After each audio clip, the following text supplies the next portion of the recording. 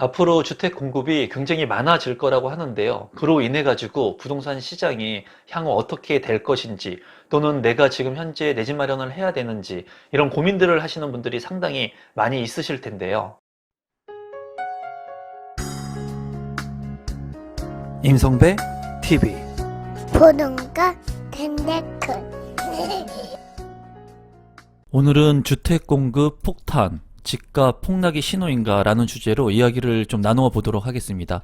최근에 이제 바뀐 현 정부의 부동산 대책이 발표가 됐죠. 그로 인해서 이제 주택 공급을 많이 활성화하려고 하는 취지의 부동산 정책이 발표가 되었습니다.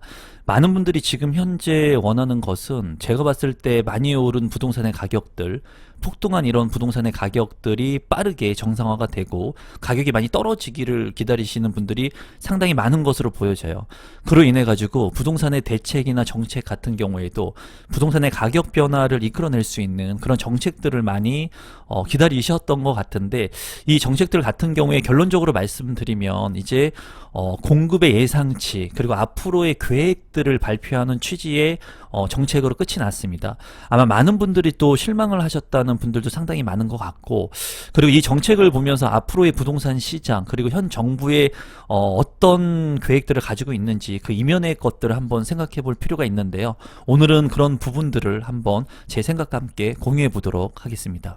이제 발표한 내용을 보면은 향후 5년간 전국에 270만 호를 공급할 거라고 발표를 했습니다.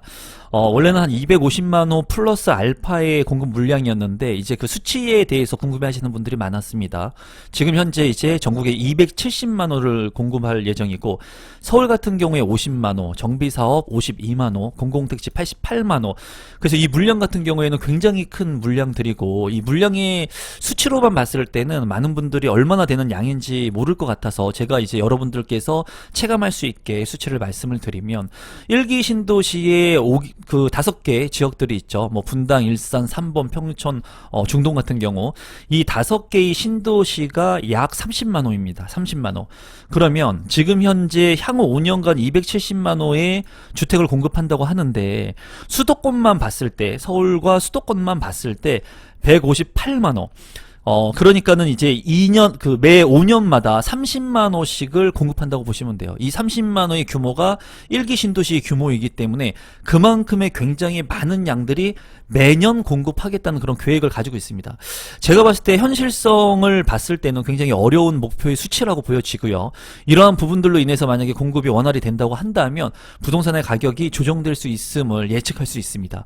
제가 늘 말씀드렸다시피 부동산의 가격이 크게 폭락했던 시점은 딱 2번이죠. 2번. 어떤 경우냐면은 주택 공급량이 많았을 때, 물량이 많았을 때 수요가 분산되기 때문에 아무래도 부동산의 가격이 조정을 받습니다. 그리고 지금까지 많은 공급량이 있었던 때는 폭락이 됐을 정도로 거의 많은 큰 폭의 부동산의 가격이 조정이 됐었죠. 그리고 우리가 다 알다시피 누구나가 예측할 수 없는 그런 세계 경제 위기가 왔을 때, 예측하지 못하는 위기가 왔을 때 큰 폭으로 부동산의 가격이 조정되었습니다. 최근에는 금리 인상에 따른 말들을 많이 하는데, 제가 봤을 때는 금리 인상은 예견되어 있었던 리스크입니다. 물론 이 리스크를 해지할 수도 있어요. 시간이 지나면 어느 정도의 적정 금리가 올라가게 되고, 그리고 경제 상황이 안정화된다면 금리는 다시 안정화를 찾아가게 될 겁니다. 그래서 금리의 상승 같은 경우에는 부동산의 대세 하락을 전제할 수 있는 전제 조건은 안 되고요. 이렇게 공급 물량을 많이 공급한다는 것은 큰 폭의 부동산의 가격이 조정받을 수 있는 것을 시사하고 있어요. 제가 봤을 때는 이러한 정부 정책에 있어서 많은 분들이 지금 현재 조금 실망하시는 것 같은데, 지금은 현 정부에서 부동산 정책들을 뭐 빠르게 추진해가지고 뭔가 성과를 보려고 하는 시기는 아니라고 보여집니다. 이제 집권 초기이기 때문에 이런 부동산의 정책들을 하나 두 개씩 내면서, 그리고 실효성 있는 대책들을 내면서, 전문가진하고 실효성 있는 대책들을 내면서 시장 반응과 상황들을 주시할 것으로 보여져요. 지금 현재 많이 올랐던 가격들이 조정을 받고 있는 국면이기 때문에 어쩌면은 즉시적인 완화책을 통해 가지고 부동산의 가격이 다시 반등할 수 있는 것들을 조금 조심스러워하는 것 같다는 게 제 개인적인 생각입니다. 그래서 이렇게 158만 호를 수도권에 이제 공급할 계획을 가지고 있다. 그리고 비수도권 같은 경우에는 112만 호를 공급할 예정이라고 합니다. 이 수치가 굉장히 절대적으로 큰 수치라고 다시 한번 말씀드리고 싶습니다. 그럼 정부에서 발표한 국민 주거 안정 실현 5대 전략을 보고 한번 중요한 부분들을 이야기해 보도록 하겠습니다. 도심 공급 확대에 대한 부분을 얘기했는데요. 이 부분은 많은 사람들이 알고 있고 도심에 내가 원하는 주택, 우리가 살고 싶어하는 주택, 입지가 좋은 그런 주택들을 공급해야 되는데 그런 공급을 할 수 있는 그런 토지도 부족할 뿐만 아니라 뭐 재개발이나 재건축 같은 경우에는 이미 소유권자들이 있기 때문에 어떤 그런 그 합의점을 만들기가 쉽지가 않다는 거죠. 그래서 그런 부분들에 있어서 신규 정비구역 지정을 일단은 확대한다고 해요. 그래서 5년간 전국에 22만 가구, 서울에 10만 가구를 확대할 계획을 발표를 했고, 재건축 부담금 면제 금액, 어떻게 보면은 지금 현재 재건축의 초과이익 환수제를 통해 가지고 개발이 원활히 진행이 안 되는 그런 부분들이 있었죠. 그런 부분들을 조금 완화하면서 앞으로의 재개발 재건축이 좀 잘 진행되게끔 하려고 하는 계획들을 가지고 있습니다. 이런 부분들은 지금 빠르게 진행이 돼서 도심에 있는 아파트들을 핵심적인 그런 주택들을 공급을 해야 되는데 이런 것들이 조금 미뤄지는 것은 조금 안타까워요. 그렇기 때문에 서울의 주택 가격들이 큰 폭으로 계속 오름세를 보이고 있고, 지금 뭐 조정을 받는다고 하지만은 지금 수도권에는 10% 이내 안 떨어지는 곳들도 있습니다. 외곽지에 있는 지역들이 좀 많이 떨어졌지, 핵심적인 지역들은 그런 가격들을 유지하면서 일부 소폭 아주 조금 조정이 받고 있거든요. 그래서 그런 부분들을 해소하기 위해서는 도심권의 이런 재개발 재건축의 물량들이 좀 많이 나와줘야 되는데 그런 부분들에 대한 계획이 조금 미흡한 부분이 조금 개인적으로는 아쉬워요. 그리고 안전진단 같은 경우에는 이런 부분들이 좀 까다로웠는데 조금 완화시켜 주겠다. 그리고 민간 도심 복합 사업, 이 부분은 민간에서 도심에 있는 주택들을 좀 많이 공급을 하면서 활성화를 시킬 수 있게끔 하고, 그리고 도심의 용적률을 높여가지고 더 많은 주택들, 그런 것들을 공급할 수 있도록 하는 확대 정책이 이제 발표가 됐습니다. 그리고 신규 택지에 대한 부분들이 있는데 제가 봤을 때는 15만 가구의 신규를 발굴을 해서 10월부터 순차적으로 발표를 한다고 해요. 추가적으로 제가 봤을 때는 정부에서는 조금 많은 주택을 공급해야 된다는 그런 부담감을 현재 느끼고 있는 것 같아요. 그리고 지금 현재 많은 사람들이 공급 확대에 대한 부분들, 살 수 있는 주택들의 그 수요는 많은데 공급이 지금 많이 없기 때문에 그런 부분들에 있어가지고 정부에서 이 15만 가구의 추가적인 신규 택지를 이제 추가적으로 발표를 하려고 하는 것 같은데, 저는 이 부분에 대해서는 물론 청사진을 보여주는 거라고 생각을 합니다. 그리고 이런 기대치들을 주는 거는 좋은데 누군가는 이런 것들을 맹신하는 분들이 있으실 거예요. 아마 앞으로 이렇게 15만 가구가 더 늘어난다고, 270만 호가 생겨난다고, 주택이 완전히 넘쳐난다고, 이렇게 맹신하는 분들이 분명히 있으실 건데, 제가 봤을 때는 이런 계획들이 순차적으로 되지 않을 거고, 이런 신규 택지를 늘리는 것보다 지금 현재 이제 3기 신도시라든가 이런 부분들을 더욱더 체계화하고 빠르게 조속하게 하기 위한 그 집중을 해야 될 때지 않나, 그렇게 저는 개인적으로는 생각을 합니다. 이렇게 신규 택지들을 계속 늘리면 뭐합니까? 이 진행되는 속도가 계속 지연되고 있는데, 그래서 이런 부분들은 뭐 추가적으로 좋은 입지가 좋은 곳에 신규 택지들, 좋은 주택들이 늘어나는 것은 좋지만 앞서 진행되고 있는 그런 부분들의 개발들을 조속히 하면서 이런 부분들이 플러스 알파로 됐으면 좋겠다는 생각이에요. 그리고 GTX에 대한 부분은 A 노선을 이제 조기 개통하고 B, C 노선을 조기 착공한다. 이런 거를 보면서 많은 사람들이 GTX의 가격들이 너무나 많이 올랐기 때문에 이 지역들 말고 덜 오른 지역들을 이제 관심 있게 보시려고 하는 경향이 있는데, 제가 생각하는 거는 그렇습니다, 여러분. 이 GTX의 파급력이 엄청날 거예요. 그래서 저는 제 생각에는 많은 사람들이 이제 재개발이나 재건축 같은 거는 비싸니까는 재개발이 될 수 있는 입지가 좋은 곳에 빌라들을 사야 된다라고 얘기를 많이 하거든요. 근데 중요한 것은 이런 것들을 사가지고 내가 분석을 제대로 할 수 있고, 그리고 이런 것을 통해 가지고 개발이 제대로 될 수 있는 곳에 조합원이 되면 좋은데, 이런 많은 얘기들, 그리고 이런 많은 정보들이 너무나 많기 때문에 누군가는 이런 것을 악이용 해가지고 이 재개발 지역의 빌라를 팔아먹는다는 거죠. 그러면서 이익을 챙긴다는 거예요. 물론 정말 좋은 정보를 주고 그만한 수수료를 받아가는 분들도 있겠죠. 그런데 제가 봤을 때 이런 지금 현재의 GTX 노선들, 그리고 서울에 지금 정비구역 이런 지정들을 하면서 앞으로의 주택을 늘린다고 하니까 당연히 서울권에 있는 핵심 지역의 재개발 빌라들 사면 좋겠죠. 근데 중요한 것은 내가 공부가 잘 안 돼 있는 상태에서 이런 것들을 그냥 무분별하게 샀을 때는 그냥 100% 물린다는 거예요. 그리고 10년, 20년 그냥 팔지도 못하고 묶일 수도 있다라는 거죠. 그런 부분의 측면에서 본다면 저는 초보자 측면에서 바라본다면 아파트를 사는 게 가장 리스크가 작습니다. 그리고 청약을 통해서 내 집 마련하는 게 리스크가 작아요. 왜?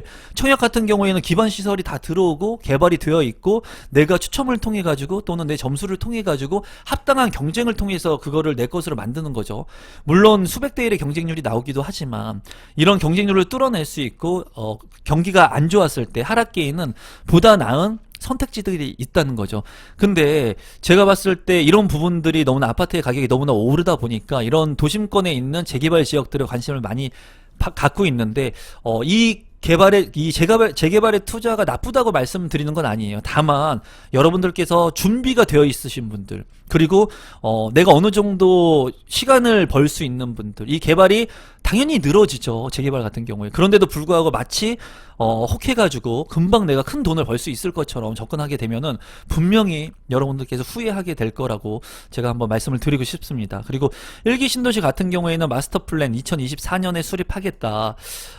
제가 봤을 때는 일기 신도시의 재건축 이런 부분들이 빠르게 진행돼야 된다고 저는 생각을 하는데, 지금 만약에 일기 신도시의 재건축에 대한 규제 완화를 풀게 되면은 많이 올랐던 그런 부동산의 가격들이 다시 한번 탄력을 받을 수 있는 개연성이 있어요. 그래서 제가 봤을 때는 이전에 이명박 정부도 그랬지만은 이런 부분들을 조금 조심히 가는 그런 느낌을 받습니다. 그래서 제가 봤을 때 일기 신도시의 투자 가치 여전히 있다. 저는 그렇게 생각을 합니다. 일기 신도시 같은 경우에는 개발이 안 될 수가 없죠. 그렇게 입지가 좋은데 아파트가 노후화가 된다면 용적률을 상향해가지고 이 아파트를 올려가지고 수익을 창출한다? 이거보다는 리모델링을 해도 상관이 없다라는 거예요. 왜? 입지가 좋고, 그리고 이미 최고의 인프라들이 있는 그런 일기 신도시들 중에 학군이 좋은 곳들, 인프라가 좋은 곳들 같은 경우에는 이 마스터 플랜이나 개발의 그런 시간들이 조금 늦어질 뿐이지 분명히 개발이 되겠죠. 일기 신도시. 하지만 지금 현재 많이 올랐던 가격에 기대를 가지고 샀던 분들은 또 불안해하겠죠.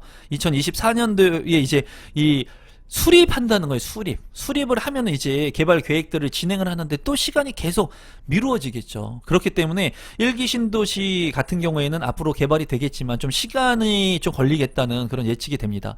그리고 재해 대응에 있어서 최근에 안 좋은 일들이 많았죠. 비도 많이 왔고 비 피해를 입으신 분들이 있는데 뭐 그런 재취약 주택에 대한 그런 종합 방안을 마련하겠다라는 정책을 발표했습니다. 그리고 몇 가지 간단히만 보면은 이제 신규 택지에 대해서 지구 지정과 계획 수립의 절차를 통합하겠다. 빠르게 신속하게 하겠다는 거고요. 그리고 청년 원가와 역세권 첫집 이 가구를 이제 총 50만 가구 해가지고 연내 3천만 가구의 사전 청약을 시행한다고 합니다. 그리고 내 집 마련 리츠라고 해가지고 임대로 살면서 분양받을 수 있는 그런 것들도 이제 공급을 한다고 해요. 이런 것들이 이제 자세하게 나오면 이제 앞으로 좀 다뤄 보겠고, 그리고 공공 임대를 통해 가지고 서민들한테 주택 공급을 이제 활성화 시키려고 한다고 합니다. 그래서 중요 내용들을 다시 보면은 향후 5년 동안 많은 주택들을 공급하겠다. 그리고 서울 같은 경우에 신속 통합 기획 방식으로 해가지고 10만 호를 빠르게 공급하려고 한다. 또 정비계획 가이드라인 같은 경우에는 사전의 제시를 통해서 이제 구역 지정 소요 기간을 5년이었는데 2년으로 빠르게 단축시킨다. 여기에서 알 수 있는 내용의 팩트는 뭐냐면 주택 공급을 확대하겠다라는 거죠. 그리고 여기에서 다시 한번 깊게 들어가면은 주택 공급을 왜 확대할까요, 여러분? 살 수 있는 사람들이 있으니까는 확대를 하겠죠. 지금 현재 주택이 남아 돌면은 주택 공급을 안 해도 되겠죠. 그런데 불구하고 지금 현재 주택을 살려고 하는 수요층들이 많고 주택이 부족하기 때문에 이런 주택 공급을 270만 호나 하려고 하는 겁니다. 그렇기 때문에 지금 현재 수급의 문제를 본다면 수요가 많습니까? 아니면은 공급이 많습니까? 수급 중에 수요가 많은 거죠. 그러니까 공급을 늘리겠다는 겁니다. 하지만 이런 수요를 어떻게 막고 있다? 여러 가지 규제책들로 막고 있는 거예요. 만약에 이런 규제책들이 풀려지게 되고 완화가 되게 된다면 아마 이 수요층들이 폭발을 할 수 있는 그런 여지도 있겠죠. 그래서 지금까지 계속해서 강한 규제책들을 내놨던 거고, 그로 인해 가지고 지금 현재 주택을 진짜 필요해서 살려고 하는 사람들도 살 수 없는 그런 상황인 거예요. 이런 부분들이 이런 공급 정책들로 인해 가지고 많은 사람들한테 심리적으로 완화적인 측면이 이루어질 수 있을 것 같고, 추후에 정부 정책들을 통해 가지고 이런 것들을 속도를 이제 조절할 것으로 보여집니다. 또 우수입지 공공택지 신규 지정에 대한 부분을 보면은 2023년까지 15만 호 내외의 신규 택지 후보지를 발굴한다고 합니다. 10월부터 이제 발표한다고 하는데 이런 부분들이 어떻게 보면은 많은 분들한테 희망 고문이 또 될 수도 있을 거라고 저는 개인적으로 생각을 합니다. 무주택자 분들 같은 경우에는 이런 주택들이 공급된다고 하니까 내가 기다리고 뭐 좀 이런 주택들을 통해 가지고 청약이라든가 아니면은 구도심에 있었던 신축 주택들을 살 수 있는 기회들을 얻으려고 하지만은 시간이 계속 미루어지게 되면서 무주택자 분들 같은 경우에는 희망 고문으로 남을 수 있다는 거예요. 1주택자 같은 경우에는 지금 현재 이런 주택들이 공급이 돼가지고 나중에 내가 갈아타기를 하게 됐을 때는 갈아타기 하면 되겠죠.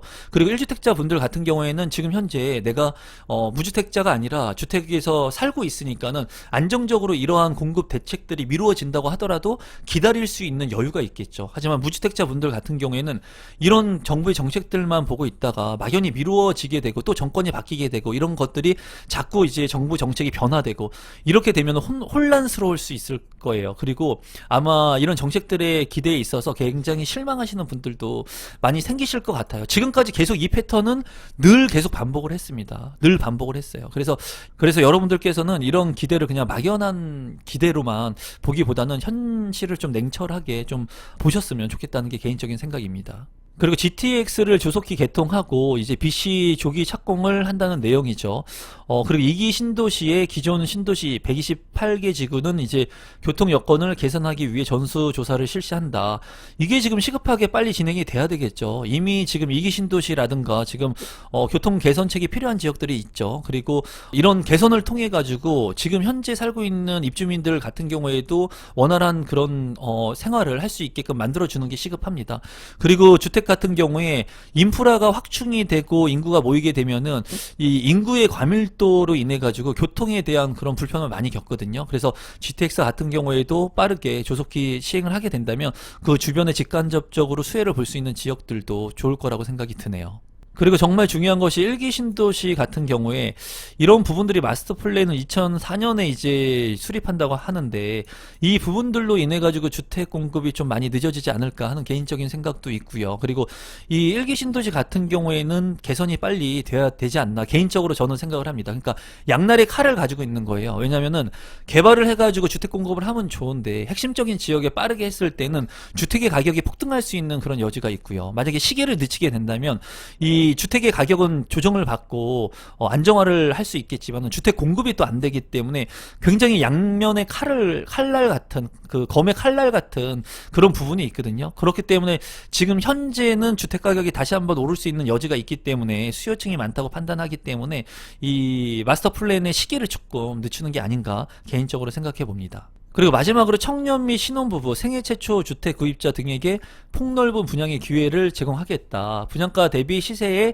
크게 저렴한 주택들을 공급하고 3기 신도시 선호지, 뭐 도심 국공유지, 역세권 뭐 이런 곳들에 주택을 공급하겠다 하는 내용인데요.